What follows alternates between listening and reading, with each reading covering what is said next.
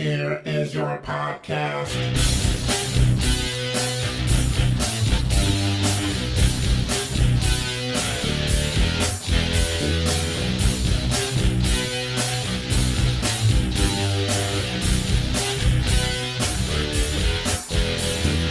You know, I've been doing this show 9 years. In the beginning, it was great. I got to show up and just talk and leave. That was fantastic. But now Mex sends me this theme song, tells me to put my own voice in it. Lily shows up. She doesn't produce a goddamn thing. All she does is laugh, turn around, and go home. The only thing I don't wind up doing for this show is listen to it. That's your fucking job. Hey, what's happening? Mike Schmidt, 40-year-old boy podcast, ensconced in my apartment, staring straight ahead at an empty chair, and I'll get to that in a minute. Or for a reason, or I almost said the wrong thing there. I'm a little scrambled up, folks. I'm not going to lie to you. I am, and first of all, let me welcome all the new listeners who are joining us, who listened to my turn on the Monster Party podcast. People have been nice and reaching out on Twitter and writing me and saying nice things about my appearance on there. Thank you. You're all welcome here. I will tell you that this show is not going to be like any other show. That's a lie. I don't know what that means. I mean, this show is different from the way the show usually is. Usually it's me, and I have a lovely and talented producer named Lily Von Stupp, who is here with me, joining me. She's not here this week, and I'll get to that in just a minute. But if you're new, stick around. It's just me talking for now, but eventually we'll get other voices in here, like Lily's. And she's not on microphone. It's still just me talking. Fuck. Here's me warning you off listening from the jump. Like, you tuned in. You're nice. You listen to me with four other dudes around a card table, or I should say a kitchen table. Matt, he spares no expense. We sat around a kitchen table with banners and all sorts of crazy shit, and we talked about monsters and stuff, and I was shocked to know how much they knew about monsters. I mean, I know a lot about a little, or a little about a lot. I think I actually know a little about a lot rather than a lot about a little, but I do know that Matt knows a lot about fucking monsters. Him and Larry and Sean and James, they were fucking going off, man. It was crazy. Like, they were, whatever, I think I talked about this last week. But if you're new, you don't know that. I'm addressing strictly the new people. Why am I leaving the old people in the dust? I don't want to leave you, not old people. I don't have old people listeners. What if I did? What if I just had nursing homes? What if they blazed this show? I was going to say blared and blazed this show. They pumped this show into like a kitchen while everybody's eating fruit cup and pissing their pants. I don't like that word piss. No, I thought about it. You know what I hate even worse? Pee. I don't like that kind of porn. I don't like any sort of scat porn, and I don't like the words pee and piss and poo. Nobody likes any of those. Although I am saying them for some reason. But I don't like those words, man. They leave me cold. I'm not, I don't know who it warms up to those words. Germans, I suppose. I don't mean to paint with a whole broad brush. I don't mean to wipe with a whole handful of toilet paper the entire country. I don't mean to paint the whole country brown, folks, but I'm saying Germans are into scat. That's it. That's what I'm going to say. They like beer in October. They like having a meeting in a beer hall, calling it a putsch. They like supporting a guy with a tiny mustache, and they like their scat porn. They should mix all that up. They should go tiny mustache porn and elect a scat leader. That's what they should do. You should have a guy who loves scat and leading your country, and a guy with a tiny mustache making your porn. Boom, flips it all around. Then there's no Holocaust at that point, because the guy he's just I tell you what though, the shower is a lot messier. Sorry. New people, feel free to tune out. You just showed up and got your first Holocaust joke. And it's not like it happens every week, and that was just an accident. But oh my God, how messy are the showers if a scat guy's running the Holocaust. All right, so. Fuck. I don't blame you. You should all check out at that point. We should just sign off. I should do the plugs at this point, because God knows you're going to want to give me money after that nonsense. So we're here, we're queer, get used to it, of course, and we are talking on a microphone like we always do, doing podcasts on a Thursday. No, it's Wednesday. It's Wednesday. I'm scrambled, folks, and I'll fucking just tell you why. It's been a bit of a time. It happened over the weekend while I was Ubering. You know me, I'm driving people. That's what I do. I get people into my car and I drive them all over the world. And I'm just looking forward to Tuesday afternoon so I can go ahead and do my show. That's the shining beacon of light for me. That is the only thing that I look forward to all week long now that my entire relationship and everything else has fallen apart. I just want to do this show. I want to climb forward and do the best that I can and bring you guys whatever's fucking rattling around in my skull. Case in point, scat guy running the Holocaust. Apparently that's been in my skull waiting to get out for a long fucking time. And here it is. Now I unleash it upon you. You could say that I scattered it all over you. We couldn't do that. Don't say that, please. So I was looking forward to doing the show. I'm Ubering. I will tell you this. This happened. No, I'll just tell you this fucking story for no good reason.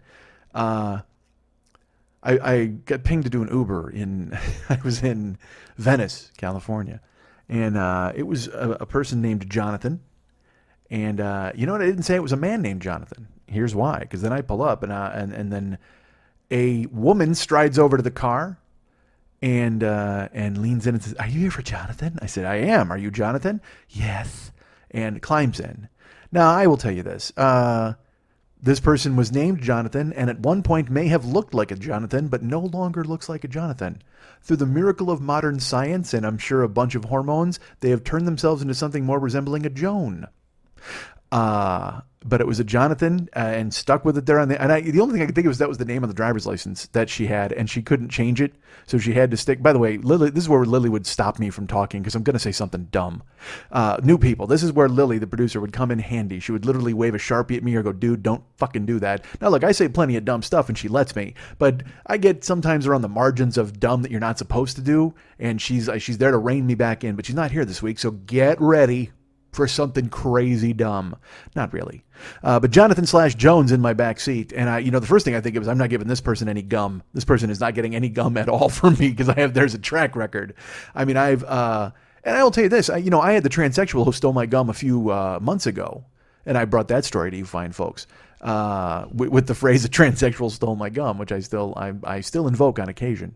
But since then, I've driven other transsexuals. I know that's going to be a surprise to you, but yes, Los Angeles is populated with them. I actually drove a transsexual prostitute one time who was on her way to do some tricking. And all right, this will be even worse. I think I recognized her. That's all I'm going to say. I saw her face, and then she climbed in. She started to talk, and I didn't recognize her voice because, who the fuck recognizes those people's voices, right? If you're watching porn with the sound on, you got a problem. Actually, that's a lie. Actually, some certain clips I like the sound up. You know what? Let's talk about that. Let's talk about my preference in porn and sound. That's what you want to hear. That's certainly better than anything else I've come up with at this point. No, man. I drove a transsexual hooker who was going tricking and perhaps treating. I don't know. But she was in costume. And I drove her to like a fancy schmancy hotel, and she talked to her John on the way there, not to be confused with the Jonathan who was in my car. But she talked to her John and got him revved up with dirty talk from my back seat. And told him what to be wearing and what to look like and what he should be doing when she walked in the door. And then when I got to the door, she hung up. She's like, "I'm downstairs on my way up." She hung up the phone and looks at me and she's like, "Well, another day, another $1." And I said, "Yeah, I hopefully more than $1." She goes, "Oh yeah." She goes, "You should have probably just said another night, another cock."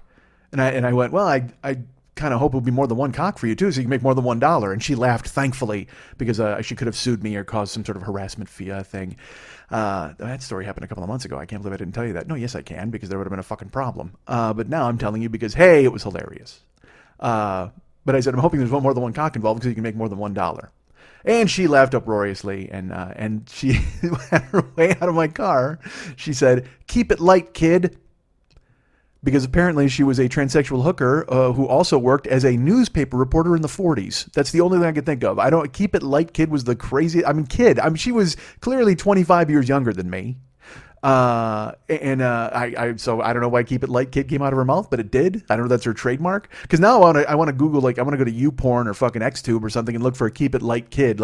Or maybe she's the "keep it light, kid." That's who she is. Because like I said, I thought I recognized her face, which is never good to say when you're like, hey, that might be a transsexual porn star, because that says a lot more about you than it does about the transsexual porn star. Nobody looks at you and goes, "Yeah, I think so." Like very, very rarely in polite company does someone agree with you on that sentiment. "Hey, I think that's a transsexual porn star." "Oh, I think so too." No, that's not what happens usually. Usually you get that slow burn turn and they fucking stare at you like, how the fuck would you know who that was?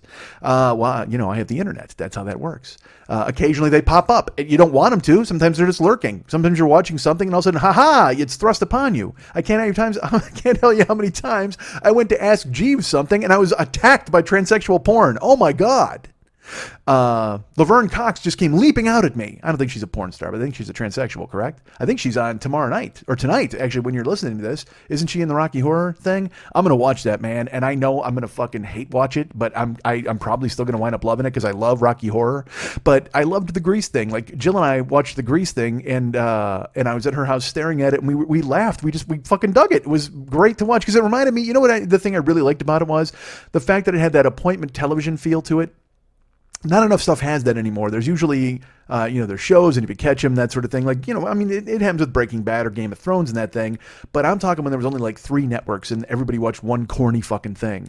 Like when everybody watched, the end of MASH or the day after or some of that bullshit. Like everybody tuned in and checked that out, and it was a common experience, and you felt you were like experiencing with everybody else. But also out here on the West Coast now, when that sort of shit happens, I don't, I'm not experiencing with everybody else because everybody on the East Coast has seen it, especially those Grease Live things. They watched it live there, and they're doing it a second time around for us.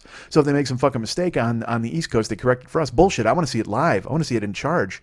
I was going to say live. I was going to say large and in charge. I want to see it like Chunky A. I want Arsenio Hall to dress up in a fucking fat rapper outfit and bring me Grease Live unscathed. I want to see the original cut.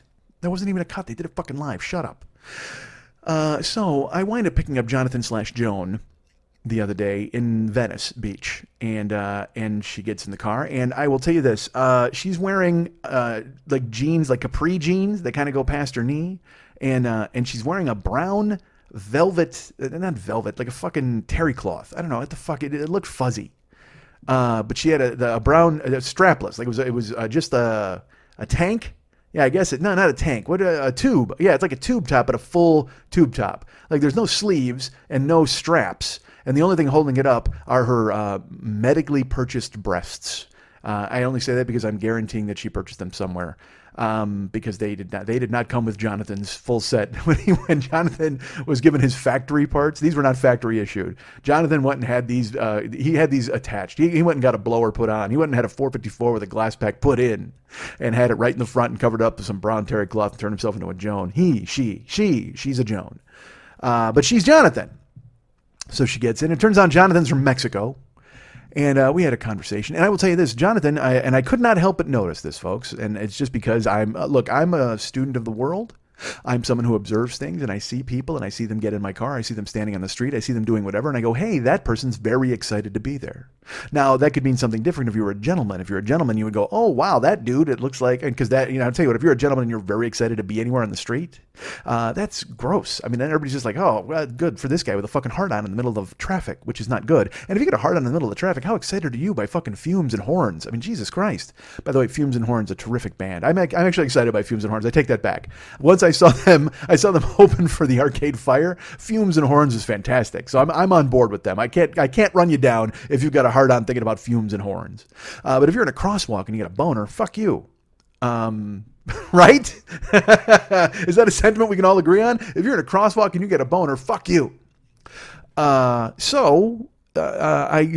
as a lady, if you're excited, it can mean, like, there's this great scene in Fast Times at Ridgemont High, and I've talked about it before because it's a seminal moment of my youth. The movie Fast Times at Ridgemont High, there's a scene where they're getting ready for their homecoming game, and one of the girls from Ridgemont High, she has like a Beat Jefferson t-shirt, and it's filmed in that she's walking toward the camera, and as she walks toward the camera, her nipples get hard.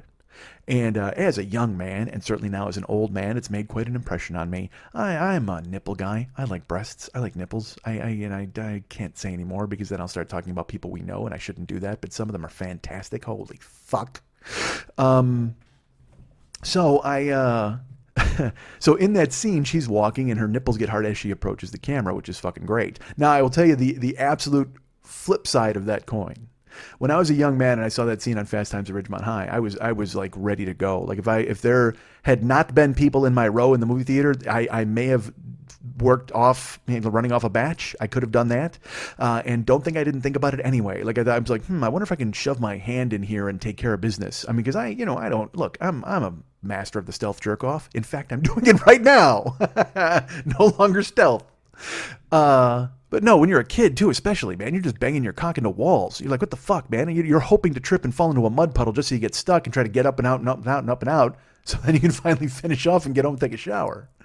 And I don't know who's hard falling into a mud puddle. That's the same guy who's in the crosswalk. That guy needs to stay home. Honestly, do me a favor. Get your fetishes in order. Go to a fucking therapist and lay down and talk about that shit. Nobody wants to see you fucking swinging your cock around at a crosswalk or a mud puddle. I just mentioned it was me, though, by the way. I remember, I'll tell you, if Lily was here, she would stop me, but I don't care. I mean, I've like I said, I'm the master of the stealth jerk-off, folks. I would miss my bus. This is terrible. On the way to high school, I'll tell you, why not? Why not? Because there's nobody here to fucking stop me. I would walk to school. I lived when I went to high school, I mean, I lived a couple miles from the high school. No, probably 3 miles, I would imagine. So if I missed my bus, I was fucked. And I wanted to stay home, but I couldn't. You know what I mean? I had to fucking go to school, so I would just walk. So I'd walk I lived on like Walker Drive, and I lived on Monroe in the Winston Woods area of Bolingbrook, Illinois. And then I would have to walk up, I think it's Briarcliff to Boughton. And then there was you could cut behind, there was a mall that had like Zips ice cream and an Ace Hardware and shit. And you'd walk behind there and it was like, you could take a shortcut up to Blair and get to the high school. It can't be 3 miles, right? It seemed like a long time when I was a kid. But I'm not kidding you. I had to make that walk, a bunch of times because I'd missed the bus because I was always fucking tired and I would never go out to the bus stop. But also, I think there was part of me inside of me that enjoyed this, and this has probably shaped who I am as a man today because I enjoy this sort of thing. I won't lie. I would walk through and you'd get behind Zips and you'd get behind the Ace Hardware and there's this huge fucking store and you'd walk and then you're in this field. And it's a lot of tall reeds and a lot of the fucking weird cicadas / crickets / just outdoor noises from the south. You don't know what the fuck is happening. It could be a bunch of snakes having a chorus. I don't fucking know. But it was like that sound that heat makes. You know what I'm talking about? When you're out in the summer and you just kind of hear it, and there's that wind whispering through the breezes, but also you hear that underlying, and there's some birds chirping. I'm describing outdoors is what I'm doing. Here's what it sounds like when you're outside, folks. Pay attention now. What I would do is I would get in there because it was you get deep into the thing. And, first you were at Zips and Ace Hardware, and then on the other side was the neighborhood that led to the high school. But in between, you had to about a 5 to 10 minute walk through this field. And I will not lie to you. I would every time. It's not even like on occasion. And I don't even know what made me fucking think of it the first time. But I decided, you know what? Fuck, I'm gonna do this. And I jerked off in that field. Like every time I would walk through it. I would go, I would start on the path, and I was like, well, people can walk on the path, and then I would just walk into the woods like a guy in a monster film just disappearing and nobody ever saw him again. You ever see when Homer Simpson in that GIF when he melds into the fucking shrubs? That's what I would do. I would be standing outside, and then I would just meld into the fucking shrubs, and I would jerk off. And I would, and look, of course, because you're a kid and you're trying to learn about your body and learn about the way things work, I would try to hit stuff. You know what I mean? I'd be like, all right, let's, the last time you hit this and this time you went this far. And I would shoot for distance, folks, is what I was trying to do.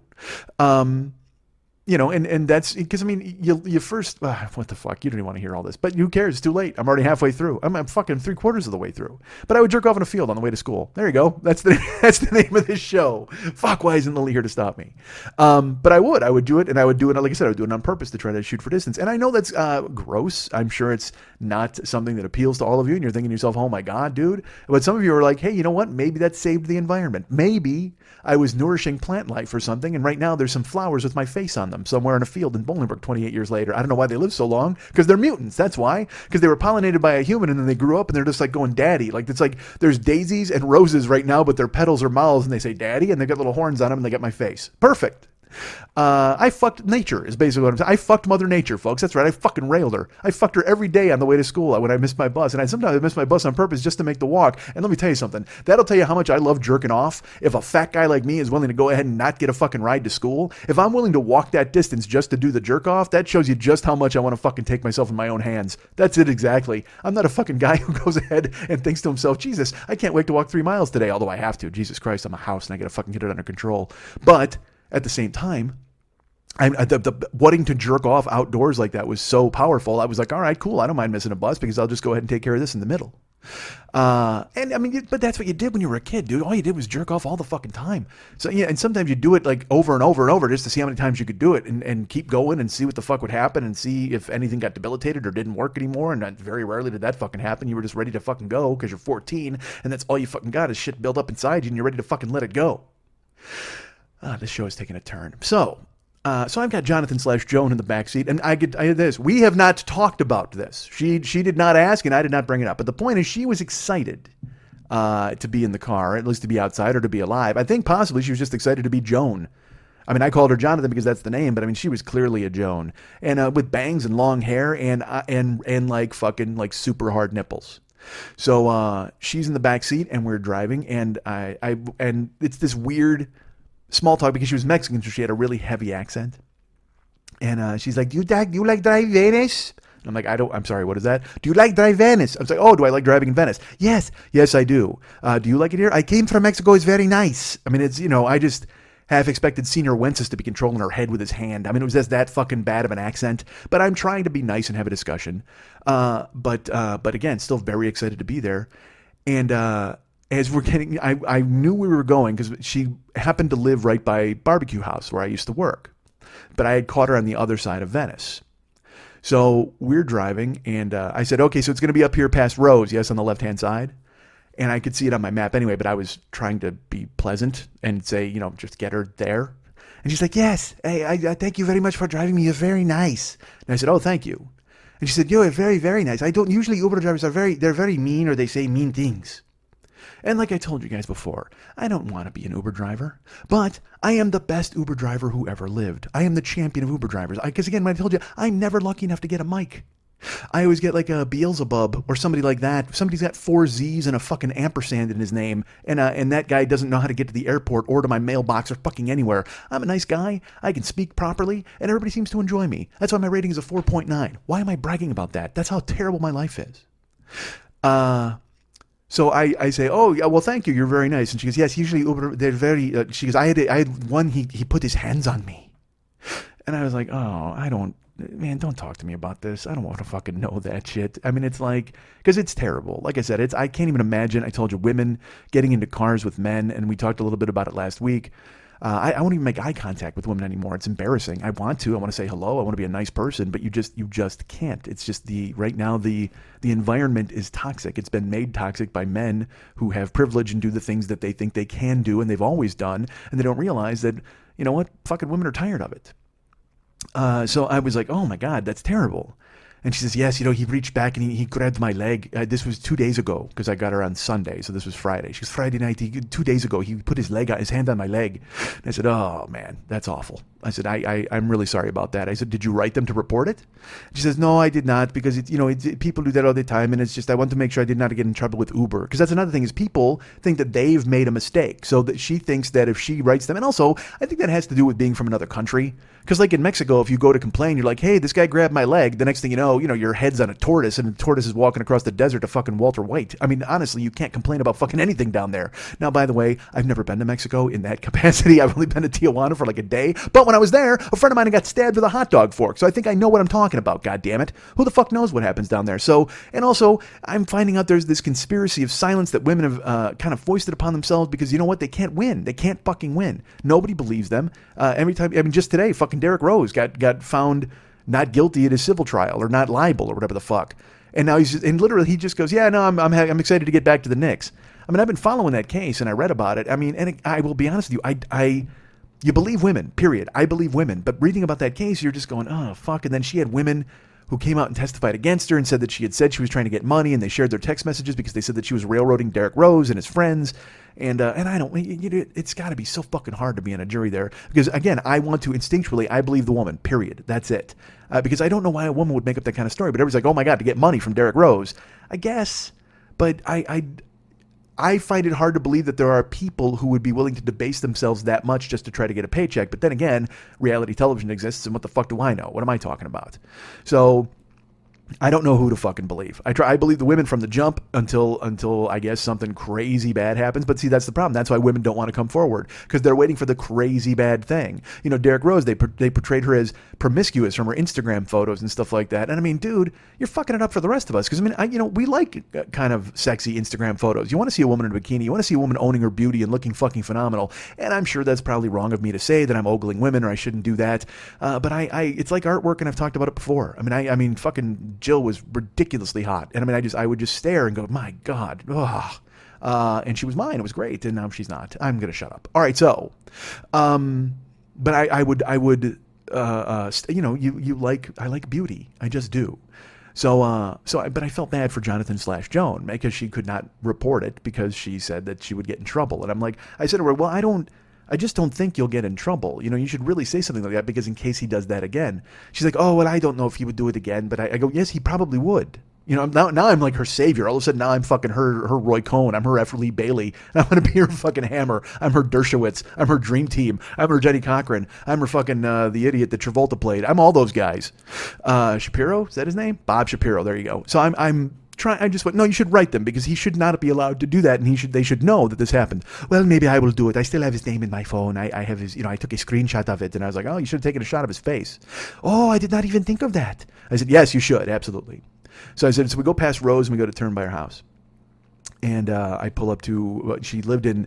I don't know. Because Venice, man, it's like there's really nice places and then there's fucking shacks, because there's a bunch of beach hippies who live there and they don't want to do anything but fucking surf. So they, sell fucking stuff on Etsy and then they go surf all goddamn day. That's how they make their living. They pay their fucking gigantic rent because they have 8 dudes crashing in one house. This is the shit I did when I was a kid. I was 21 years old or 25. I lived in Tahoe. 6 of us are living in a 2-bedroom apartment, sleeping on the floor, waking up in the daytime, eating fucking KFC, going out all night and fucking, bouncing or working as croupiers and making money and banging girls and hanging panties on the fucking wall and doing all that stuff. So I recognized that lifestyle, but but at the same time I was like, does Jonathan / Joan live in a house with a bunch of people on the cusp, like a lot of people who are in transition or have transitioned? Is that just like a posse of transsexuals in that house, which honestly doesn't seem like the term. A murder? Perhaps it was a murder of transsexuals. A gaggle? It was a gaggle of, or goggle? Perhaps a goggle of transsexuals. A gaggle. I'm going to go with a gaggle. Because it's not a herd. Certainly not a herd of transsexuals. Although if you would have seen those tits, you would have been like, wow, certainly those, I don't want to, fuck, that's wrong. I can't use the word. I can't even bring myself to use the word I was going to say, but because I don't like it. I don't like any of that. Like I said, I don't like scat. I don't like lactation stuff, lactation play. It just fucking grosses me out, man. I mean, and I know ladies got to make milk to feed babies and stuff, but when it becomes sexual, you're just like, dude, that's just grim. And here's the thing that I think I hate more than anything is, the milk that comes out of her tits is warm. That's to me the hardest thing to get by. It's not even the fact that like tits are coming or milk's coming out of her tits. That's fine. I get that. That's natural. That's what happens. But oh my God, a new people from Monster Party. Thank you for sticking around for this conversation. But it's even worse is the fact that it's warm milk. I don't know. It's like, and this is going to sound disgusting. If Lily was here, she would upbraid me and make me feel terrible, and I get that. Like if a baby needs to drink warm milk out of a woman's tits, good for him. That's lunch. Go for that. But when you sexualize it, it becomes disgusting because it's bodily fluid. But I mean, I don't mind bodily fluid. Like I said, I'll get fucking ears deep in your pussy, and I don't care. I'm fucking excited for that. That makes me happy. But milk, it just strikes me. It's almost like pus. And I know that sounds disgusting to you probably, and also to me as well. I probably shouldn't have said it out loud. But just the very fact that anybody would sexualize the milk coming out of a woman, it just seems like you're bastardizing the entire process at that point. And you're marginalizing the woman, you're ruining things for the baby, and honestly, you're cheapening milk, quite frankly, because that's the nectar of life. That's what nurtures children and makes them big and strong to grow up to have fetishes about their moms and milk coming out of their tits. See? That's what you shouldn't do. Don't interfere in the circle of life. Hakuna Matata. I think that's the message I bring to all of you now, all you new people and old people. Hakuna fucking Matata. So Jonathan / Joan, we go to her house, and I pull up outside, and she's like, oh, so you think I should really write a letter of complaint? And I said, I think you should. That would be a good idea. She goes, you are very nice. And I said, oh, thank you. She goes, I don't get very nice Uber drivers. I said, oh, that's fine. She goes, do you think I'm pretty? See? No, I don't. That's... and I should tell you this does not happen in Uber. People think that there's all sorts of weird stuff going on and sex nonsense. And I've told you, people have had sex in my car. And I've had people... I had hand me a phone number or two, and you just throw them out. I threw them out because I was, I'm fucking knee deep in a relationship. My heart is in Wisconsin, so there's no point to fucking take that number. So Jonathan / Joan, it's just, I don't know what to do in that situation. Because, we all think as men that we're kind of cool or we can handle that kind of thing. Well, I'll tell you what, little lady, you can't do that shit because you just become a fucking dope and you step on your own dick because you don't know what to say. We all want to be smooth. I'd love to be as smooth as I possibly could. But when I've got a fucking transsexual asking me if she thinks I'm pretty in the back of the car, because now all the PC stuff creeps in. What do I say? Yes, except for your giant hands. I mean, I don't know what the fuck to say. Yes, your rock hard nipples are enticing. However, your Adam's apple has thrown me for a loop. I mean, what do you fucking say?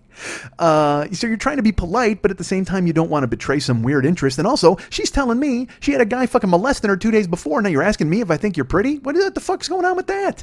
I got news for you. Not all Uber drivers are going to think you're pretty. And if they do, they're going to grab a handful of your leg and let you know, that guy thought you were pretty and look what the fuck happened. You're narking him out to me for fuck's sake. If you wanted to be pretty to somebody, fucking that guy, saddle up and ride. Don't fucking drag me into this. Do you think I'm pretty? And I just, what do you say? What do you say? And I'm like, well, absolutely, of course you are. And I think it's a shame what happened to you on Friday. You should definitely write these the Uber people, because I'm just trying to change the fucking subject, right? So she reaches into her pocket and she goes, I like that you think I'm pretty. And she pulls out money and she hands me $1. Because, that's what I earn as a tip. I earn $1 from Jonathan/Joan. And I also, because I'm trying to be nice. I'm trying to keep everything above board. I don't want to, like I said, I don't want to go, hey man, you got serious tits, but the rest of you is a coin flip. I don't fucking know. So she's like, I like that you think I'm pretty. And she handed me $1 and she got out of the car. And I said, and she was sitting in the passenger seat behind me. Okay. So she's diagonal from me. And we had the windows open because it's a beautiful day in Venice. It's wonderful outside. It's like 72 degrees and gorgeous. And I don't like having the air on because I would tell you this. I have the air on in my car when I'm Ubering people, and I do it all the time, mainly because when you drive 60 people a night, and that's not 60 trips. It's like sometimes there's 4 people, sometimes there's 2. But on the average, I've got about 60 different people in my car a night for 30 trips. And I mean, the car starts to smell like you had 60 fucking people in your car. And a lot of them, you're picking them up at night. So they're, they had garlic for dinner, or they got cologne on to go out, or some of them are just sweating fucking gin. So it's nasty, man. I mean, the whole car can and I have, in my car, if you see it, I have squares like these, they're lemon squares. They're not like the pastry lemon squares, although I should put those all over my goddamn car. Look at the thing. I'd get more than $1 from a transsexual if I had a bunch of lemon squares in the car. But what I had was, I have them all over the place, under the seats, in the doors. Whenever I get my car washed, I go, extra, extra, extra lemon, please. And they'd give me like fucking 12 lemon squares. And so my car smells like lemon for 2 weeks until people are coming in and out of it, climbing in and out of it. And then it just smells like a fucking ball sack with lemon pledge splayed on it. You know what I mean? Or sprayed on it. Yeah, you could splay it on there, I suppose. If you had lemon pledge as a spread, what if they made that? Like butter. What if instead of like in a spray can, lemon pledge came like butter and you could splay it out on your walls? I'm going to splay it. Or is that actually, that's what Ricky Ricardo would do with artwork. Hey, Lucy, I splay my new painting. Actually, you know who Ricky Ricardo sounds like? Joan/Jonathan. Jonathan/Joan. Jess. Who actually sounds like my sex talk vampire. All right, by year 4. New people. And yeah, hey, you like monsters, right? You're all monster party-ish. I talked about a vampire one time on a fucking show. And go ahead and the sex talk vampire. All right, go buy that episode. Jess. So she hands me $1, which is very polite. And then she gets out of the car. And I have the phone, so I have to, I immediately take the phone out because I have to go pick up another trip. And I have to, if it comes through, I have to accept it. And so I grab the phone right away, hoping to get another fucking trip. And I have to give her a rating. I have to give Jonathan 5 stars because she was very pleasant and nice. And also, what am I going to give her 3 stars after she just told me that she was molested by a fucking Uber driver? It's not going to fucking happen. Molested's a strong word. He grabbed her knee. But still, that's molesting, right, ladies? You guys all know that. No means fucking no. And my knee means that's my knee. My knee. My knee. Don't touch it. It's mine. Don't mine. So she gets out of the car on her side and she leans in the passenger door and she goes, "Thank you for saying that I'm pretty, Michael," because my name is Michael in the Uber app. I said, "No problem. Thanks. Have a good day. Stay safe." Because that's what I say to everybody. I go, "Have a good day. Stay safe." She goes, "I will. Thank you." And she stands up and pulls down her top.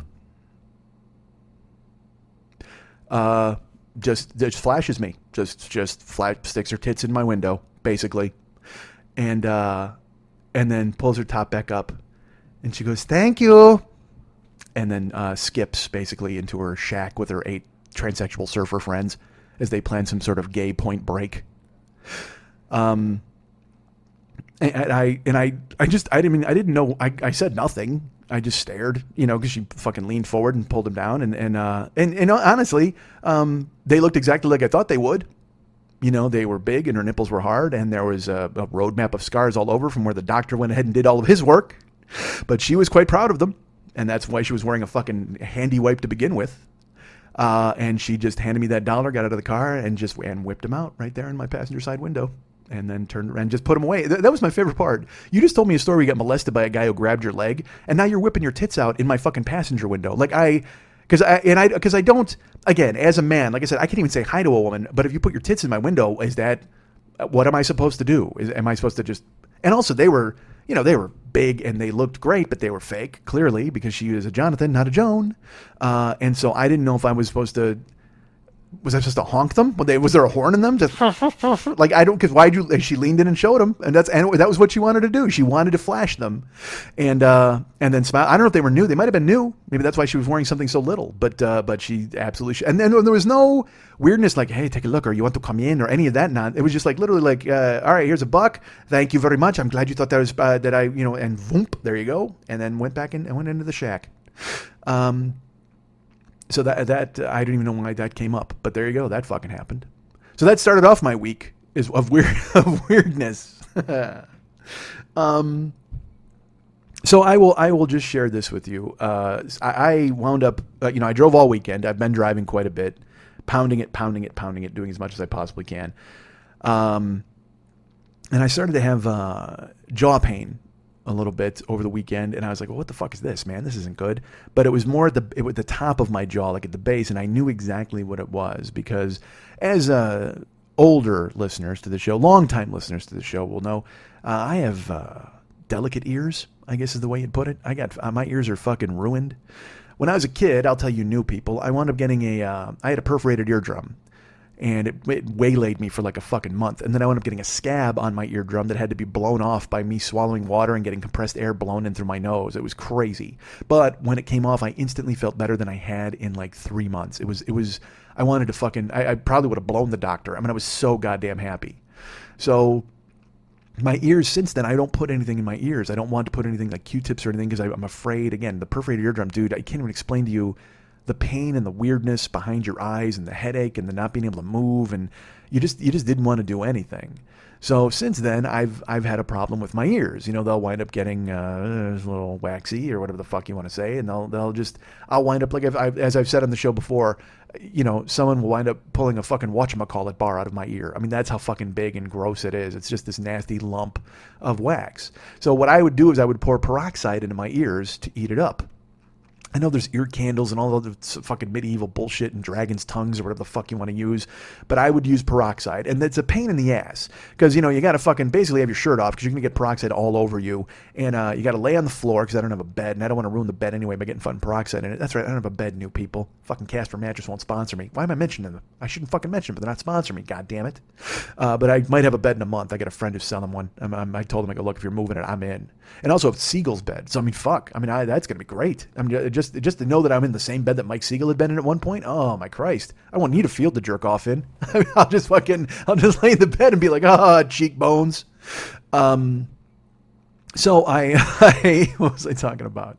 Oh, so my jaw started to hurt. So I have bad ears, man. So I mean, I get wax build up and I use the peroxide and it chews through there and it does the best it can. And it usually clears them out, but it takes fucking 2 hours, 2.5, 3 hours. You're laying on your side, you're pouring fucking peroxide in your ear. And then, periodically you're leaning forward and using toilet paper to drain it or a paper towel. And then you pour more in, and you just keep pouring it in until it stops bubbling. Because when it stops bubbling, there's nothing in there left to eat.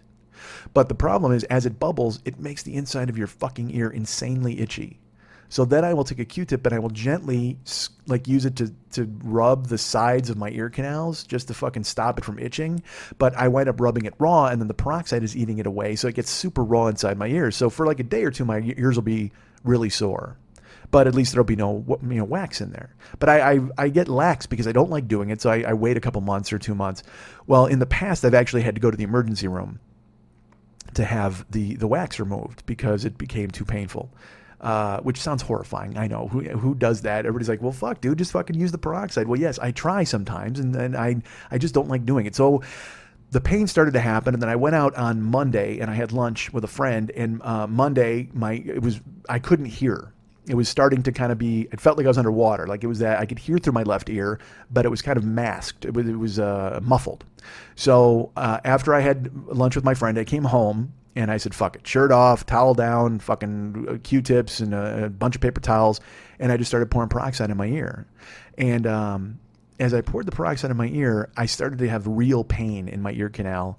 and at the base of my ear, at the top of my jaw, because the wax there was so much and it was so impacted that as it was bubbling, it was starting to expand for some reason.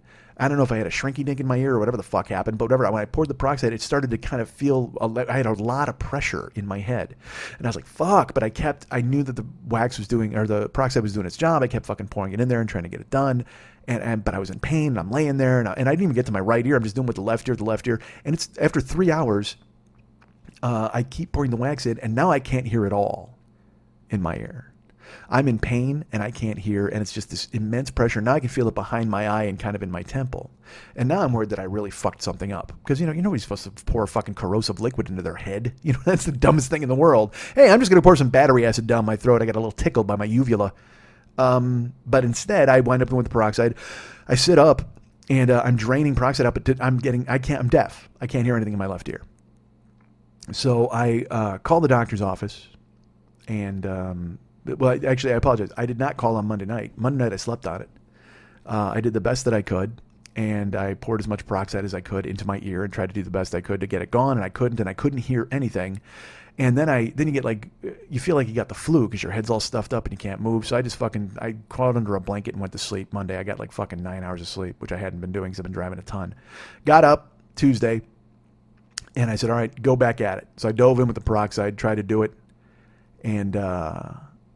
Didn't take. I couldn't hear, and now there wasn't even any bubbling. It was strange. I didn't know if it was so far impacted it couldn't get to it, or if it had somehow shrunken itself away from the peroxide and built a wall of wax that couldn't be penetrated. I got no fucking clue. All I know is it was bad. So I tried yesterday, which was Tuesday, and I let it go, and I went through the rest of the day, and I was supposed to record yesterday. With our great friend Lily Von Stupp, who's the producer of this show. But I contacted her, and she was having her own issues, ladies and gentlemen. When I talked to her, she was actually heading to the hospital. She wasn't sure what was going on. All she knew that she was losing vision in her eye. Now, Lily's been through a lot. She's in a lot of chronic pain here. She always has a bad knee. She got a bad jaw. She got TMJ, active TMJ. I don't know if anybody has inactive TMJ, but she'll be in pain here. She'll be sitting here on the chair, and she'll go to shift and move, and she'll go, and her knee is locked. And so I'll have to wait for her, and I'll go, look, do you need me to do anything, pulling it? And she's like, no, it's okay.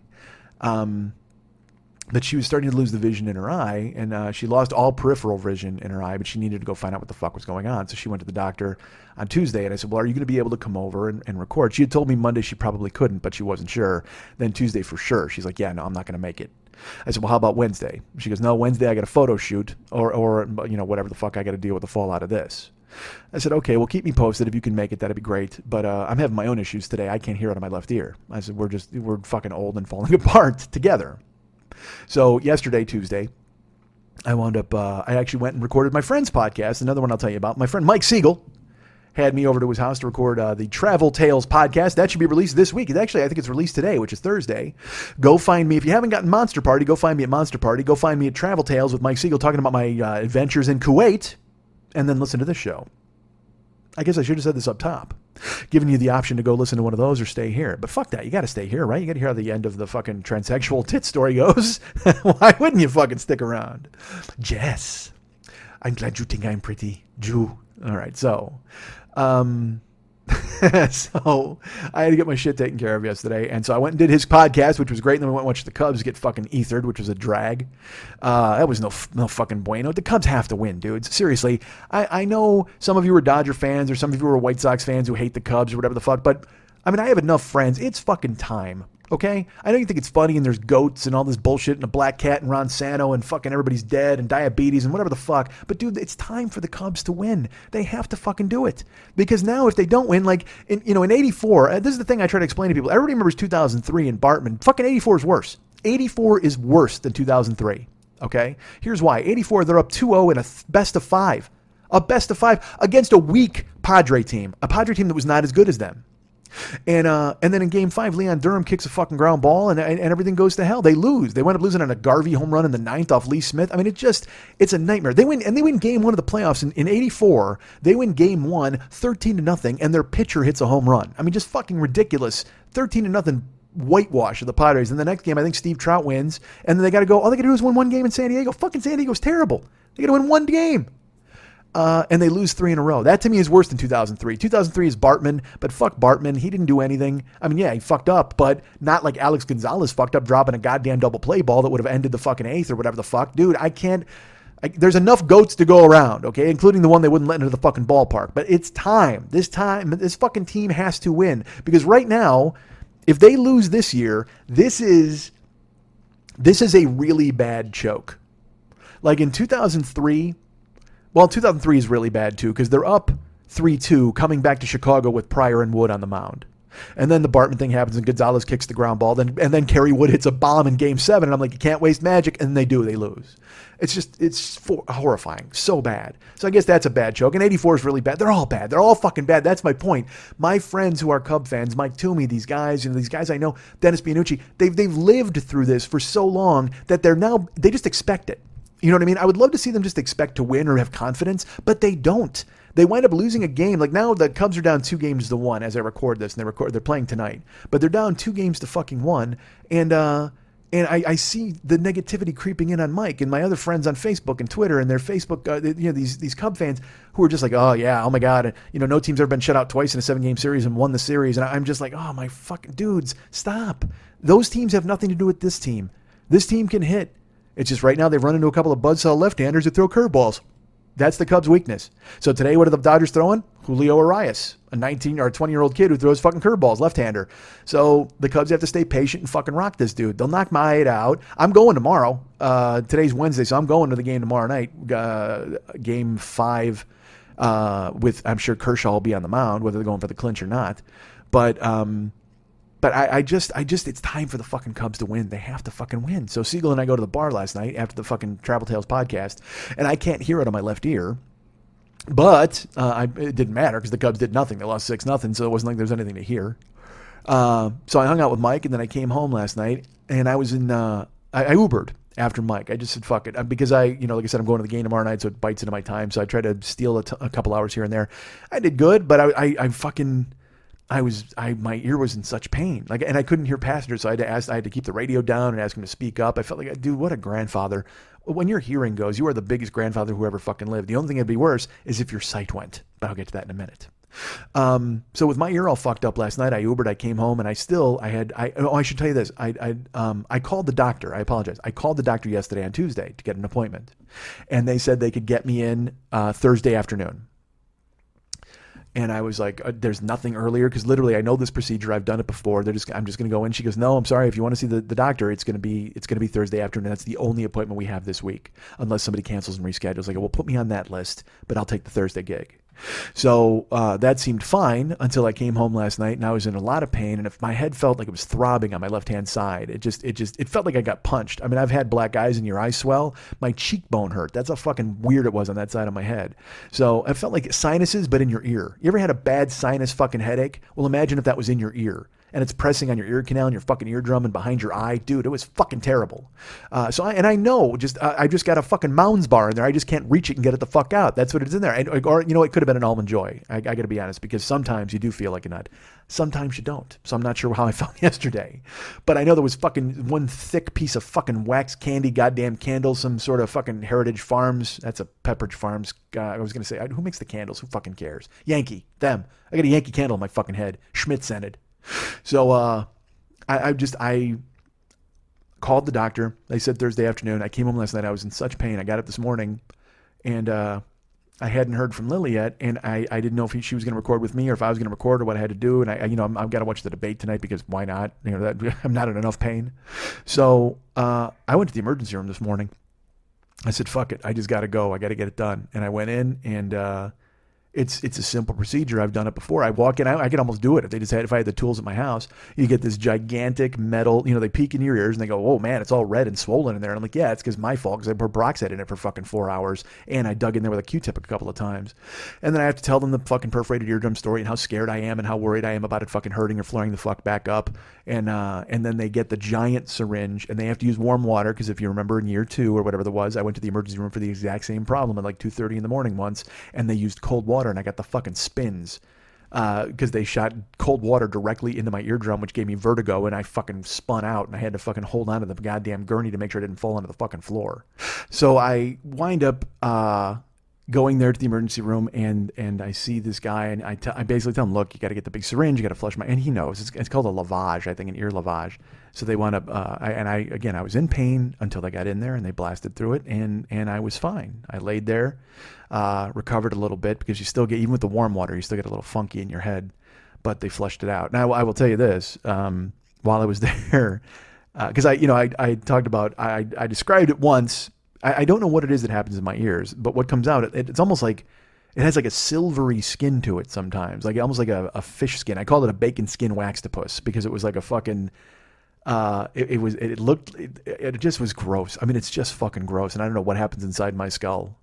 But I took a photo of part of it. If you want to see it, I'll post it in the fan club page. I don't know why you'd want to fucking see it. But I took a picture of like the setup where they had the syringe and everything. And then I took a picture of what came out of, and I should tell you this, what came out of my left ear. My right ear. And that's not the ear that hurt. Okay. So if you see this thing, this is what came out of my right ear. The stuff that came out of my left ear, they caught it in the cup, because you have to hold a cup underneath you while they blast you with fucking water over and over. And I can tell you, it's coming in, and you're like, okay, this hurts, but it's happening. And all of a sudden, whoosh, there's this moment where it's gone and you know it.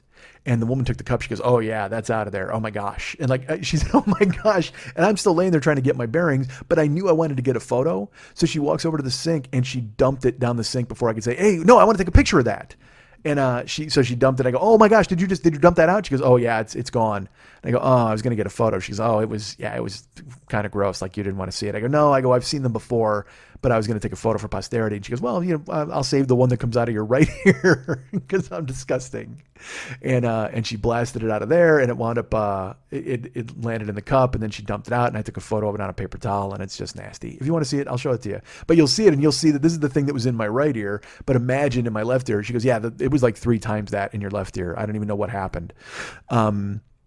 And it was funny because when the doctor looked inside my head, he's like, I don't see anything. I mean, it just looks red and raw, but I don't see like a ton of wax. I go, I think it's really impacted in the back there. He goes, well, we'll see what the syringe brings out. And the syringe brought out fucking, 1.5 pounds of fucking porterhouse that was jammed into my fucking skull. But now I'm fine. I mean, I'm still hurting. I've got an antibiotic of ear drops that I have to keep putting in my ear 5 times a day for the next 3 days. Or is it 3 times a day for the next 5 days? I should probably read that thing. I don't know. They give you a slip, right?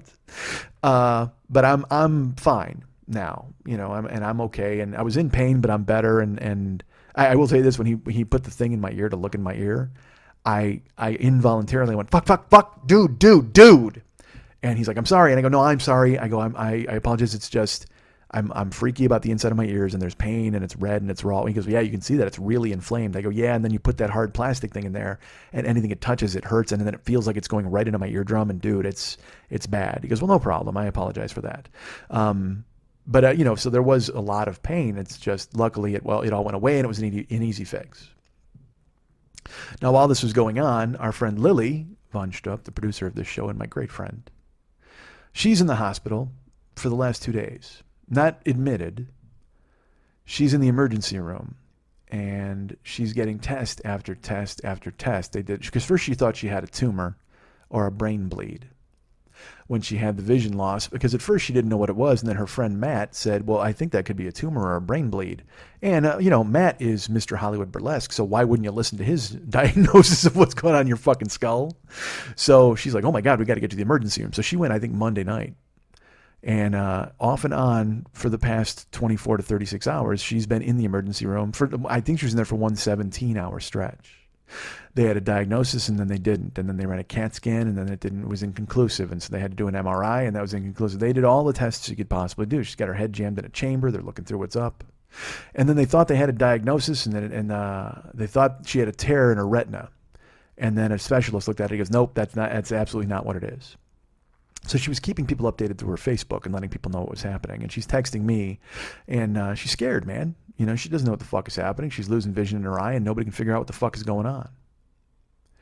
So I almost felt guilty because then today she texted me from the emergency room. She's like, "Yeah, I've got this meeting with this surgeon in the morning, or I've got to find out what he's going to say, this specialist."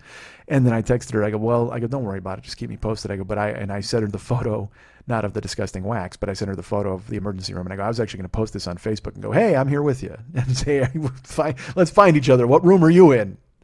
Because it was just an odd coincidence that both of us are in the emergency room on the same fucking day, although she's been there for 3 fucking days. So like I said, they thought she had a tear in her retina, and then there was a specialist that it was absolutely not that. And then she's at the hospital with her Eddie.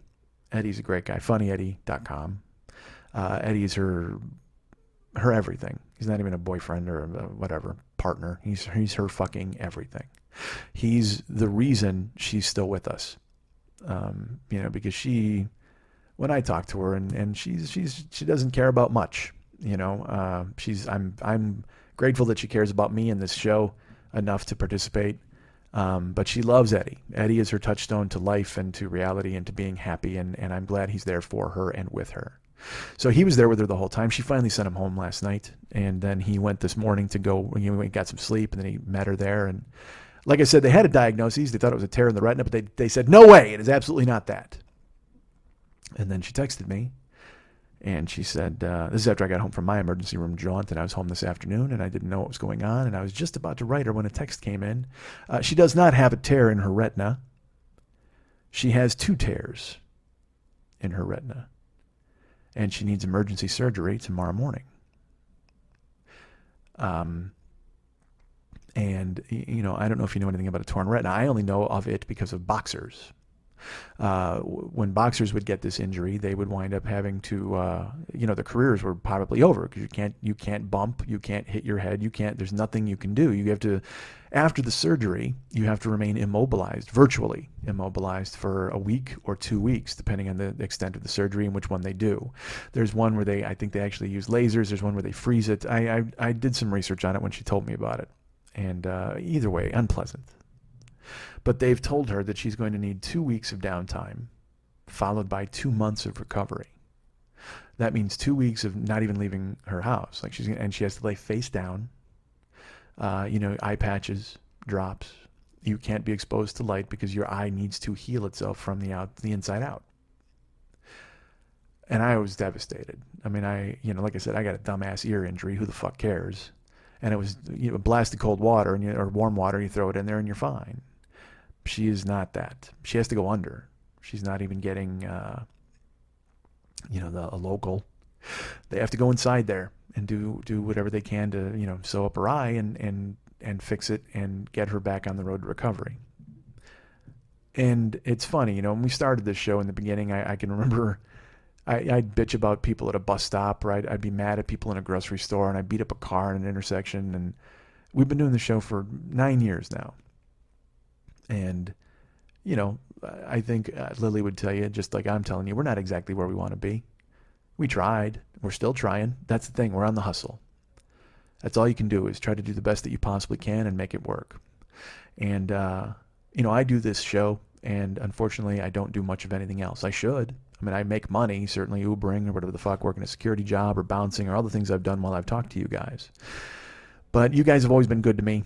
When my car got fucking smashed up, you guys started a GoFundMe page for me, and you did that. I've had a Kickstarter funded so I can come and see you guys and do shows.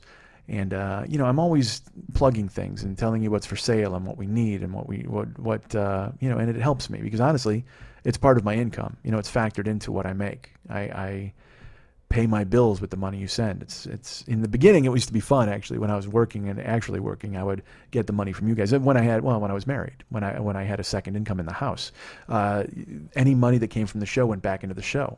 So when I would travel, I would book a hotel or I'd buy a flight. It would always be money that was generated from donations or merch sales, stuff like that, and ticket sales things. But now, that money gets folded into my real life, pays my bills, does the things that I need to do to keep myself alive. And I'm able to pay David and Lily a little bit occasionally, not nearly enough for the amount of work and time and patience they've shown me and the effort that they've put forth into making the show as great as it is. And that's right, it's fucking great. I'm always happy when I'm able to give them a small stipend or some amount of money or hook them up in some way. And Lily's never asked me for anything. That, neither has David. David, it was his idea to come up and do the artwork, and we did it, and it's been amazing. And then he does these songs, he turns them around so quickly. Lily, I first started recording in her house, and then we started recording at her other house, and then we started recording at her other house. I mean, she always made time for me. And, in the beginning of this show, the first 7 years, she edited every single week. I would just talk and leave, and she did whatever the fuck that she could do to make it the best that she could. I'd say, cut this or do that, and she made it happen. I would get 1 day a week of hers was mine. She was dedicated to me. Mondays were the T's, and then either Tuesdays or Wednesdays were me. Because all night long she'd edit. She'd call me at 1:30 in the morning and go, the show's up, so then I can do all the Facebook stuff. She has selflessly given of herself to make this show as good as it is, the best it could possibly be. She edited in the beginning. Now, you know what? It's not even about her production skills. It's about her being here. When I do these shows without her, you can hear they're different. I talk more quickly because I'm trying to fill dead space, and I don't feel like I'm my best if she's not in the room because I'm not able to make her laugh. And it's on me. It's a crutch. I like to have an audience, and because it allows me to be more creative, because you can spin off and create and talk and be funnier and go deeper and deeper and deeper. And the more she's laughing, the more it encourages you to keep going and be as funny as you possibly can, and find and mine as much as you can out of a topic. I mean, if she's not here last week, there's no way I talk about the Cosby kids forming a band and getting killed. There's just no way. Now, I know to you, you're like, well, that's not exactly a great achievement in broadcasting, but fuck that, it was, because I was able to keep talking and then hit that and then fucking sing it while she was here and kill it while she's laughing. I mean, it's so great. She's the secret weapon of this fucking show, and I've said it often, and I've said it to everyone. I mean, I will be honest, in the beginning, people are like, who the fuck is laughing? Why is that chick laughing? And it's like, because I need her to fucking laugh, man. Because when I do jokes, I want to know that they're funny. And I can do these shows. I've become more acclimated. We're in the 9th year now, and I've done enough of these alone shows where I think I can pull it off. I can just kind of talk and be as funny as I can be, and do what I can. But it's not the same. It's not how I like to work. I can do this. I can be funny by myself, and I can fill the time and do whatever I need to do. But I like having my Lily here. It makes a difference. It makes me happy. And not having her there this week was a surprise. But now knowing I'm probably not going to have her for the next 10 weeks, that's a blow. But it's a blow I'll deal with. I'll do shows. I'll do what I can. I'll do everything I can to bring as much of me as possible and make up for the fact that one half of this show is not here. But in the meantime, I'm going to ask your help. I'm going to ask for your indulgence, and I'm going to ask you to step up and help me out here, because with Lily down for 10 weeks, the only income Lily makes is from her shows.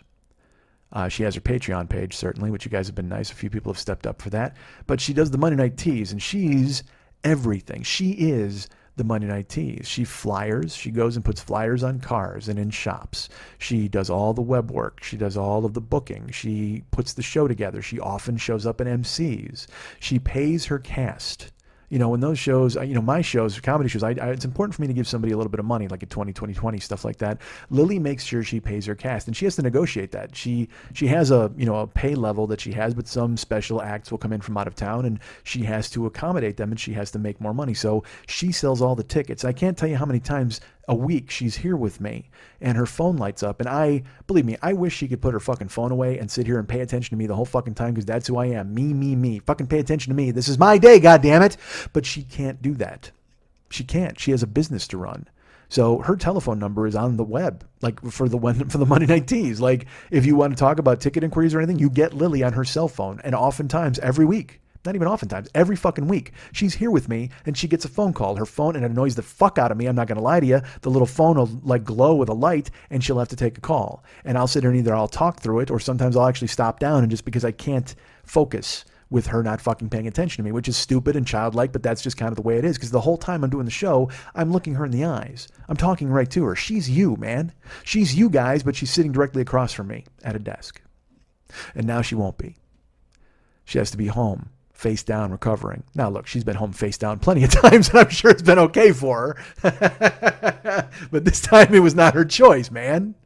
So she's home, and she's face down for 2 weeks, and then 2 months of recovery, which I don't even know what's going to happen with the teas. I don't know what she's got going on, but I can tell you this, her sole source of income is her shows, her art. The Patreon page, her trips to the Arizona Burlesque Festival, her trips to Boston, trips to Vermont. Whenever she's done those shows, she gets paid and she negotiates her deal. But the Monday Night Tease is her sole moneymaker. She pays her cast, and whatever's left, she takes. And I got to tell you, man, it's not a lot. You know what I mean? She makes her nut, she makes her nut a lot of the time. Sometimes she doesn't. I know this for a fact. She probably doesn't want me talking about it, but I will. But you know what? That's what you do when you're an artist. You're hoping to eventually get paid to be yourself. You're hoping that you'll eventually get paid for your art. I'm lucky enough that you guys donate to the show and you help me out. You buy merch, you use the Amazon link. That's fucking amazing. Thank you. I appreciate it very, very much. I mention it every week, and I hope it doesn't sound too craven or crass when I bring it up. It's nice that you guys do that for me. It's incredible. And like I said, I'm able occasionally to give Dave money, to give Lily money. You know, when the Kuwait thing happened, I was able to give them more money than I have in the past. I was very happy about it. I love cutting checks to Dave and Lily because they deserve it. And honestly, I'm ashamed. I wish I was giving them more all the time, but then once everything fell apart here, I needed the money to kind of stay alive a little bit. But I should work it out to where I get them more money. I should. But I can't let this opportunity go by the wayside. We need to take care of Lily. I'm going to try the best I can, and I hope you'll step up. I've started a GoFundMe page. It's up on my Facebook. I'll tweet it out.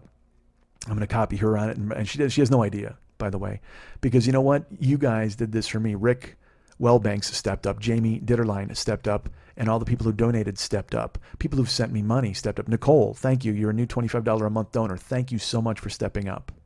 I talk sometimes about, we've lost donors or people have left, and it happens, man. People come and go. I've had people stop donating because they had to, because their personal circumstances got in the way, and I totally understand that. And thank you for donating and staying part of this as long as you did. But Lily has been there from week 9 of year 1, and she has done everything she can to bring me into her home and help me to edit the show when I needed it. She taught me how to edit the show when I could do it myself.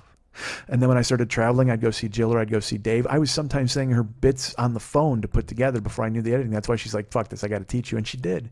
She has been gracious. She has been, she's my sister. I would not know what it means to have a sister until I met Lily. I mean, I was there through her marriage, and then I saw that break up, and then I did not know what would happen because I'm still friends with her ex-husband, very good friends. But Lily never made that weird, and neither did he, thankfully. And Lily was always there for me. If I needed something, she was there. And I will tell you, she's not only as a producer, but as a friend. She has stepped up for me personally. She is my sister. She is part producer. She is part therapist. You've heard her talk me down on this show. We've gone at it. As a matter of fact, this is the, I think, 3-year anniversary or 2-year anniversary of a show where we had a fight on the air. And I don't know if I should I was going to put it on. Yeah, fuck it. I'm not going to. I was going to put it at the end of the show, but go find it or go buy an old year or whatever. Maybe I'll put it out as a special episode. Who the fuck knows? But she and I had a huge fight on the air once. And people like kind of freaked out, and they wrote me and they thought she was leaving and is she going, and mom and dad are fighting, but I felt it was good broadcasting and it worked out. And by the end of it, we were fine, because we're friends. And also I've freaked out at her house. She's thrown me out of her fucking house before because Lily doesn't fuck around, man. She does not take any prisoners. She doesn't suffer any fools. And she's one of the strongest people I've ever met. And now it's time to be strong for her because she's been strong for herself for a very long time. And I'm hoping that you guys will help me here. Now, I've set some arbitrary amount just because you have to set an arbitrary amount. You know what I mean? I put up a number that looked good. If we hit it, great. If we don't, then oh well. And we're very happy to get whatever we can get because, again, she's going to be down for 12 weeks, I assume, 2 to recover, and then 2 months. That's 10 weeks. Which I don't know if the tease is going to happen or it's not going to happen or she's going to have to go dark or cancel it. All I know is I'm probably not going to see her. Regardless, it doesn't matter. She needs our help. She needs my help. And one of the things I can do to help her is to try to get you guys to help me help her. So I have the GoFundMe page created, and Christ, I don't even, I don't think I have a fucking website for it yet. But it'll be in the Jokers. If you want to go to the Westside 86 Jokers Facebook page, it'll be there. And you can go ahead and check that out, and it'll be on my Facebook page. I'll tweet it out as well. Perhaps I'll put up the link on Instagram. I don't know. But I love Lily, and I hope you guys understand just how important she is to this show and to what I want to do. and you will step up and do everything you can to help me help her help herself. And she's going to be mad at me for doing this, I would imagine. Well, she'll be grateful, but she'll be like, because she's very tough. She reminds me a lot of my mom. You know what I mean? She's got that in her where she's just like, fuck it, it's got to be done. Let's do it. You know, I'll tell you a story. For Podfest, I was just going to do a story. It was going to be me. And then I wound up running into Jess. And I said to Jess, hey, would you do the live show in a couple of weeks? He said, yes. Well, I did not imagine that he was going to say yes. I had no idea, but he did. And so I was taken aback, and I had already told the Podfest I only needed one microphone and one stand because it's me just telling a story. I needed one stool that I could put my book on. And I told Lily all that. And she goes, well, just tell him you need more microphones now. You got two guys with guitars, and you got microphones, you got stands, you need stools. And I said, okay. I said, but they're probably going to be mad at me. She goes, why the fuck would they be mad at you? I go, well, because I already told them I needed one microphone. And she goes, who cares? You're the talent. Contact them, tell them what you need. If you want me to do it, I'll do it.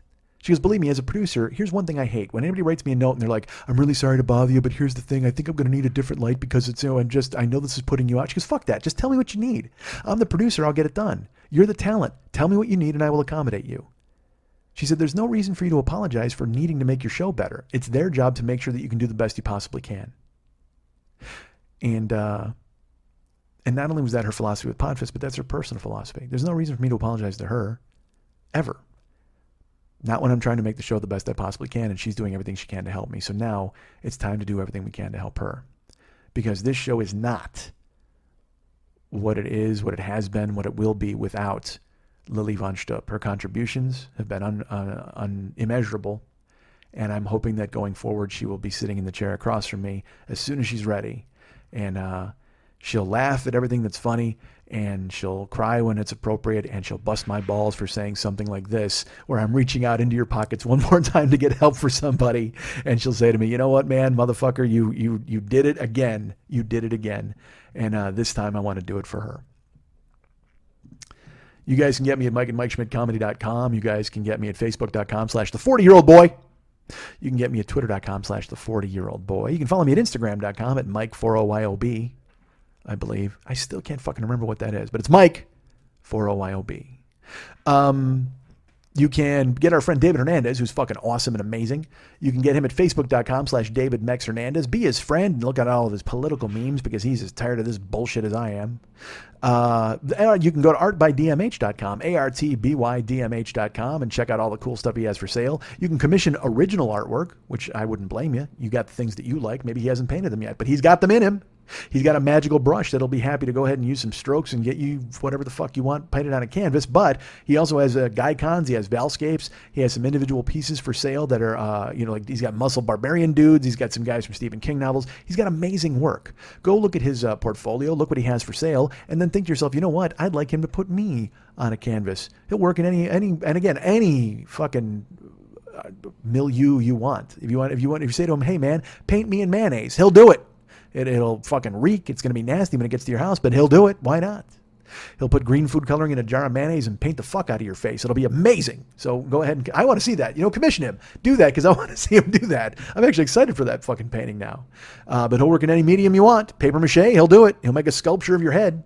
And then Alice, the maid, will come home and fucking smash it because she'll think it's an intruder and terrible things will happen as they scare the hell out of her and then everybody's going to get grounded. But who cares, man? You paid Mex. That's what matters.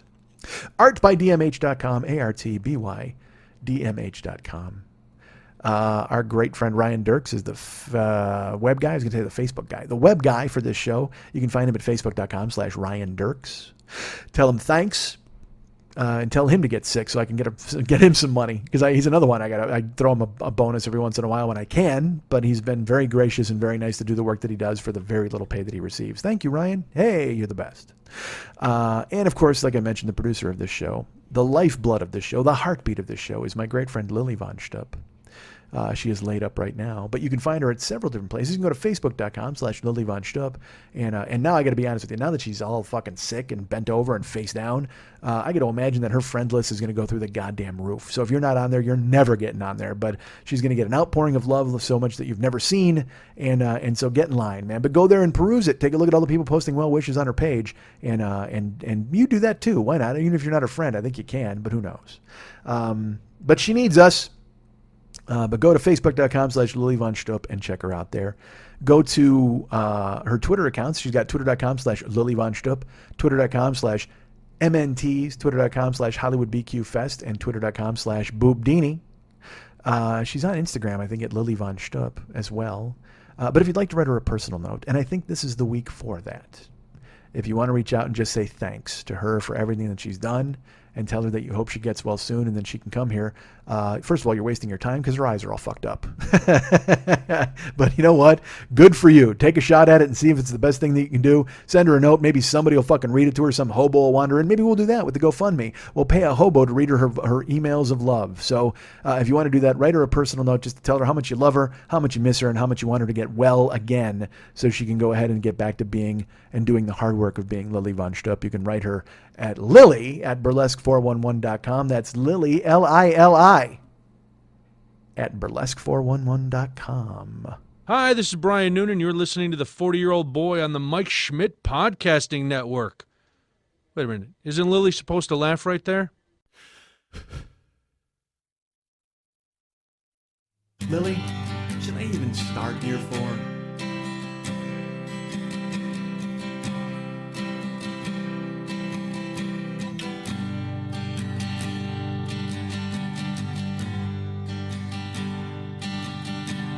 Lily, should I close the Zazzle store?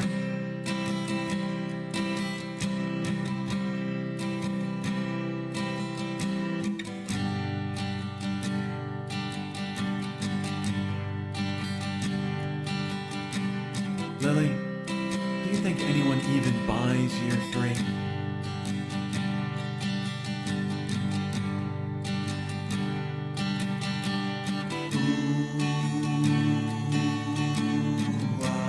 Lily, hey, how's your name?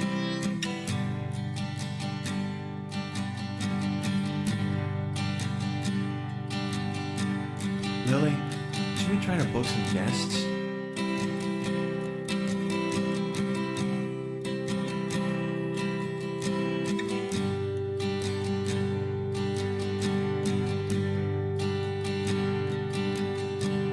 Lily, should we try to mic your breasts?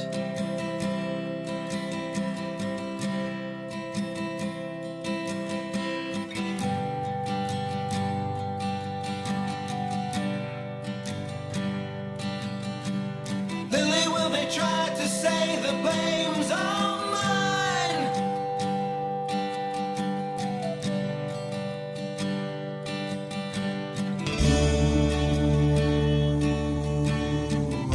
Lily, why wouldn't Mex let me sing that line?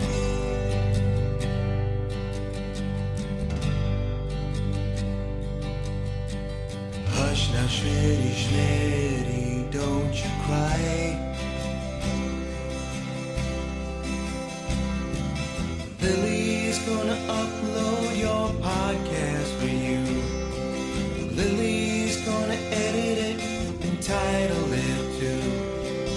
Lily's gonna keep you on some kind of clock. She won't get grossed out when you mention your cock. Lily's gonna help Schmitty with all of her might.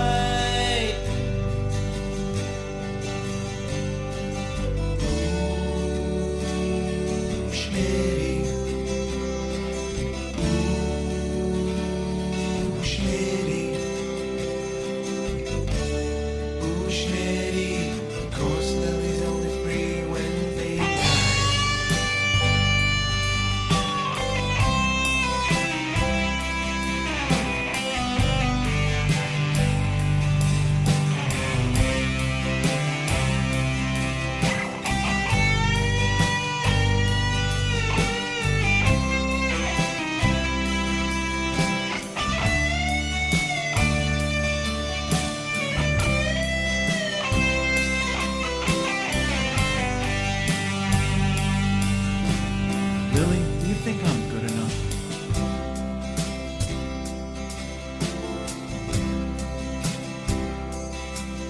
Tell me.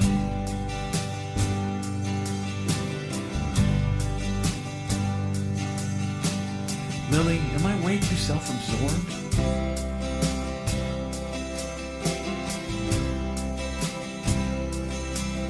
To see?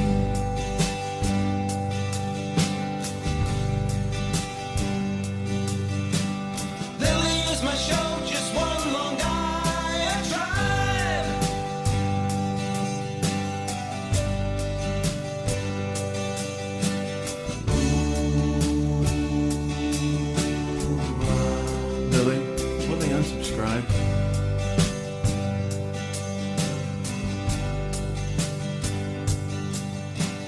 Hush now, Schmitty, Schmitty, don't you cry.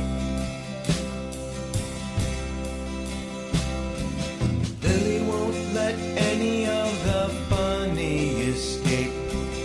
Lily won't count how many times you stay raped. Lily's gonna stay up to finish the show.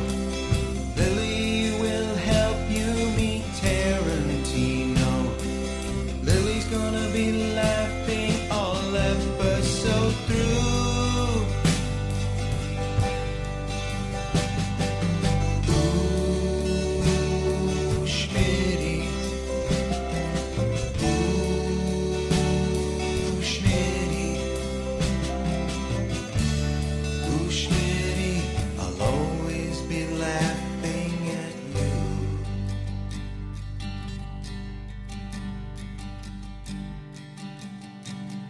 Lily, does it have to be so loud? Want to remind you folks about the Monday Night Teas every Monday night at the 3 Clubs on Vine at Santa Monica. I don't know what it's in play. I don't know if it's happening or not. But I do want to tell you that there are shows that are scheduled, the big Halloween show, all that stuff. Tickets are on sale at brownpapertickets.com. I don't know if they're going to go dark, so maybe you don't buy those tickets. Again, if you want to give Lily the GoFundMe money, do that. Whatever you want to do. We'll figure it out. But right now, the Monday Night Teas still exists. Go to facebook.com/Monday Night Teas for any and all information. Go to brownpapertickets.com and search for Lily Von Stopper Monday Night Teas and see if there's lineups and stuff posted. Because again, like I said, Lily's kind of a one-man band, a one-woman band, certainly. And so if she's down, show might be down. But I don't know. We'll see what happens. But I will tell you that October 24th, I'm supposed to do a comedy show. Again, everything's in play. These plugs are ridiculous. But next Monday, I'm supposed to be doing a 20-20-20 there with me, Raj Desai, and Barbara Gray. Very funny comedians from Los Angeles are going to be joining me. Should be a lot of fun. October 24th, 20 at the 3 Clubs on Vine at Santa Monica. Shows at 7:30, and it's 3 comics doing 20 minutes each and being funny. Raj Desai, very funny. I think he wrote for the Jeselnik show and other things. And, of course, the very funny Barbara Gray, who is one half of the Lady to Lady podcast. So come out and check those people out, and I'll be there, too, doing the thing that I do all the time, pretending I have an act and then telling myself I'll write one for the next month. But please, buy tickets now. There's a Gold Star link for $5 tickets, or you can go to Brown Paper Tickets and pay full price. Why not? Why wouldn't you, right? You want to support? I don't blame you. I want to clear my throat. Is that okay? Give me a second. Sorry about that. Doing that, there's no dump button. See, if there was a real producer here, I'd know about a dump button. Instead, it's just me shouting into the fucking void. So there's the tease, and there's that, the 20-20-20 plug.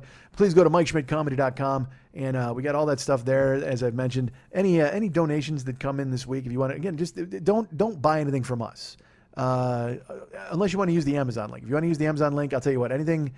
because I think I can take a look, and all the money for Amazon that I can check out from this point on, if you do me a favor, because it'll help me keep track. If you buy things on Amazon using our link this week, send them to me or tell me about them, and I'll be able to figure out and factor just how much, but it'll all be a contribution. All the Amazon money will go to Lily this month once it's all figured out from this point on. I guess. I don't know. I should just give her the October money. I don't know. I got to figure out, because I don't know. They're 3 months behind in their reporting. So like they've given me the July money, but I've still got August, September, whatever the fuck. You don't care. That's how it works. But regardless, if you go to the Joe Business page on the at MikeSchmidtComedy.com, we've got the Heroes album. We've got the Word Pimp Schmitty and the Misanthropic Gangster album. We got all the live stuff. We got all the T-shirts. We've got all of that stuff. All the year 1 through 7 download sets. Year 8, I think, is going to be available soon, or not. We don't know. But the Amazon link is really important, because that is something that you guys are doing, and it's working out really great. So please use the Amazon link, and I'll send money to Lily as much as I can from the Amazon link, whatever you guys do. And like I said, if you want to send me proof of that, go ahead and do that. Or just don't buy any of our stuff this week. Just give it to Lily on the GoFundMe page, okay? She needs it. It's very important. So get her whatever we can get her and make her happy, and let's get her whole and get her back in here, because she's fucking important. So, and as I mentioned earlier, I'm on the Monster Party podcast. I'm on Travel Tales with Mike Siegel this week. Go download those podcasts and listen to me be funny with 4 guys, be funny with 1 guy, and then be funny here alone. Look at that. Look at the variety you've got. You got me being funny with 4 guys, me being funny with 1 guy, and me being funny alone. It's perfect. There's really, look at the symmetry. Now I guess I should do a show where it's just me and two other guys, right? I should do a three spot, and then three guys. So then there's four of us and not five. I guess, fuck in numbers. Nobody cares about numbers, right? And I'll tell you what, this is really awkward for me because I don't know. I should have ended the show with the plea for the GoFundMe, but I'm so used to doing the LILI thing, I didn't want to just end it and go into a song, so I came out here to do some plugs. But these plugs are stupid because, again, like I said, I don't want you paying anything. I want you buying stuff, but the money should go to Lily. So if you buy stuff or donate this week, it'll all go to Lily. If you use the Amazon link, it'll all go to Lily at the GoFundMe. But again, ignore me and go to the GoFundMe instead. Does that make sense? Don't use the Amazon link this week. It's still silly for me to tell you. I don't fucking know. Because I felt like I had to do the plugs anyway because that's part of the fucking show. But the plugs this week are help Lily. That's it. Save Lily. Save Ferris. That's the plug. Save Ferris this week. Let's go save Ferris and save Lily at the same time. And let's get her in here. And then we'll all sing fucking Twist and Shout at a goddamn parade when Lily comes back. Let's do that. I'll wear a sweater vest. I'll take a shower and I'll put my hair in a mohawk. I'm going to listen to Zig Zig Sputnik. It's going to be fantastic. Shoot 'em up. That's what I want to do. I just want to shoot 'em up. I'm going to do that. I'm going to sing that. Me and Generation X's Tony, whatever the fuck, Billy Idol's friend. So please, folks, as I yammer and babble, go and do all of these things. It's very important. Take care of business. Go take care of Lily. We love her. You know you love her. So let's all make her happy and let's make her whole. Let's do the best we possibly can to come through for somebody that has come through for all of us in such a big way. And by all of us, I mean me. I don't know if she's ever come through for you other than producing the show.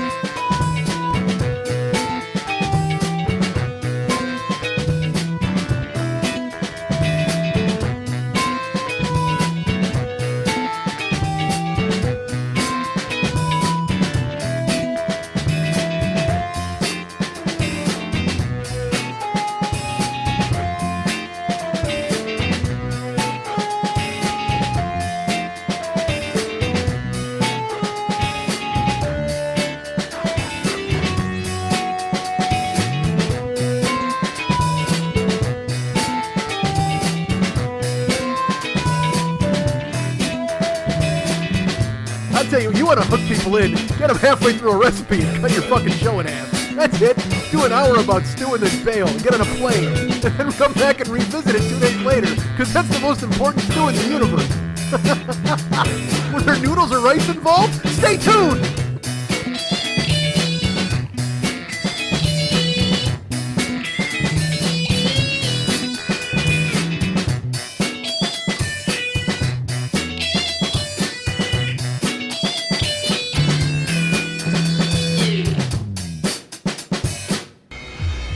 We here, we are playing on a level that most will never see.